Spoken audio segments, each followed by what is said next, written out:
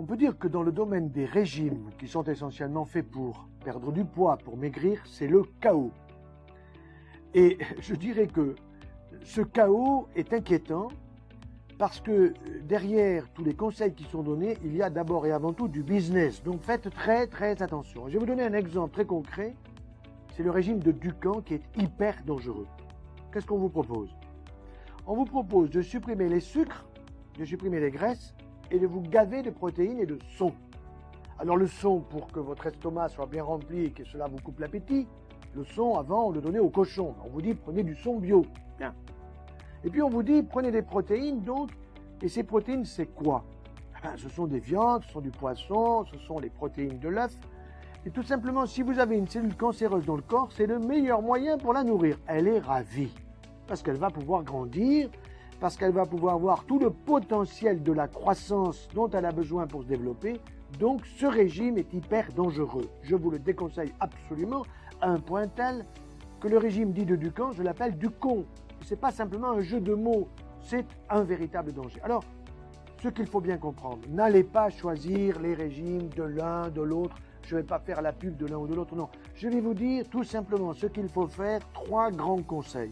3 grands conseils pour perdre du poids. Vous perdrez 1 kg à 1,5 kg par mois sans aucun problème. Et d'ailleurs, d'une façon générale, hommes ou femmes, surtout les femmes, elles savent exactement le nombre de kilos qu'elles ont en trop. Parfois même, elles voient au-delà de ce qui est la réalité. Donc, vous allez faire 3 choses. Premièrement, vous allez supprimer tout ce qui contient du gluten. C'est quoi le gluten? C'est la protéine, tout simplement, qui est la protéine du blé, que nous mangeons sous forme de pain, de pizza, de pâtes, de viennoiseries, de biscuits, et qui se comporte dans notre corps comme du sucre.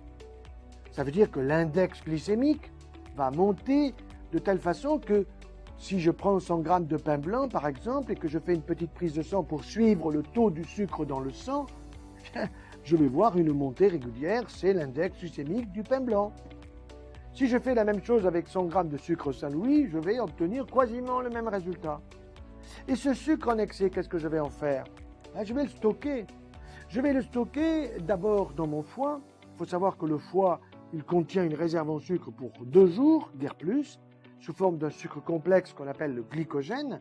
Et au-delà, si vous lui en donnez plus, il va faire du gras. Et vous aurez un foie gras. Vous n'êtes pas une oie, mais c'est à peu près pareil.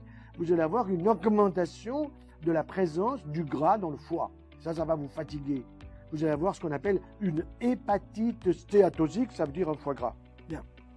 Deuxième conseil, ce sont les produits laitiers. Et ces produits laitiers, ils vous apportent du lactose. Le lactose, c'est le sucre des produits laitiers que vous avez dans le yaourt, dans le fromage, dans tous les actis ceci, actis cela qu'on vous propose. Et vous savez qu'il y a des milliards de publicités qui vous poussent à la télévision à consommer tout ça, en vous faisant croire que vous allez avoir moins d'ostéoporose, que vous aurez moins de troubles digestifs, que vous aurez la peau fine, que ceci, que cela. Tout ça, c'est du vent. N'oubliez jamais une chose, c'est que tout ce que la télé vous dit, encore aujourd'hui, et ça va durer encore quelques années, eh bien c'est exactement ce qu'il ne faut pas acheter, au moins vous le savez. Tout ça, vous le laissez au supermarché, jusqu'au jour où les publicitaires se rendront compte que le grand public n'est pas fait que de consommateurs, parce que c'est un peu comme ça qu'ils nous prennent, pour nous exploiter. Troisième chose, méfiez-vous des alcools forts. Ces alcools forts, bien évidemment, c'est le whisky, c'est le Pernod Ricard, c'est le gin, c'est la vodka, tout ça, c'est dangereux. Parce que cet alcool, 1 gramme d'alcool, c'est 7 calories, 1 gramme de gras, c'est 9 calories, 1 gramme de sucre, c'est 4 calories. Tout ça, vous allez en faire du gras. Ce gras, vous allez le stocker dans votre corps. Les femmes, d'abord au niveau du sein, les hommes au niveau du bassin, ça ne s'écrit pas pareil. Et chez les femmes, ça augmentera les risques de cancer du sein et chez l'homme, de cancer de la prostate. Alors ça veut dire quoi? Il ne s'agit pas de ne pas prendre du tout d'alcool.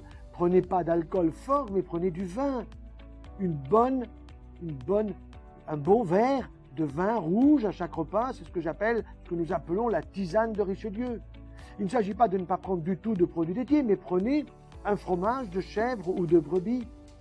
Parce que vous avez moins de quantité à consommer, parce que cela a davantage de goût, alors que les fromages de vaches qui pleurent ou qui rigolent, ou les fromages blancs, vous tartinez sans cesse et vous les retrouvez là où vous ne le voulez pas dans votre corps. Attention au Nutella, attention au Coca, attention au soda, Le coca, oui, pour nettoyer votre tapis ou si vous avez le choléra.